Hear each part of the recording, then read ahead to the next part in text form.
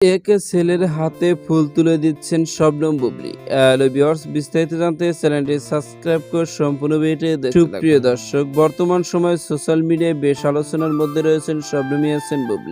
সবসময় দেখা যায় শবনম ইয়াসমিন বুবলী ক্যারিয়ার জীবন ও ব্যক্তিগত জীবন নিয়ে সোশ্যাল মিডিয়ায় বেশ আলোচনার সমালোচনার মধ্যে থাকে। ঠিকই তেমনি আবারও শবনম ইয়াসমিন বুবলী নতুন করে এক আলোচনা ও সমালোচনা তৈরি করলেন। কেননা সাম্প্রতিক সোশ্যাল মিডিয়ায় শবনম ইয়াসমিন বুবলীর একটি ফটো ঘুরপাক খাচ্ছে, যে ফটোতে শবনম ইয়াসমিন বুবলীকে দেখা যাচ্ছে একে ছেলের হাতে ফুল তুলে দিচ্ছেন, কি মায়াবী হাসি যা মুগ্ধ করার মতো।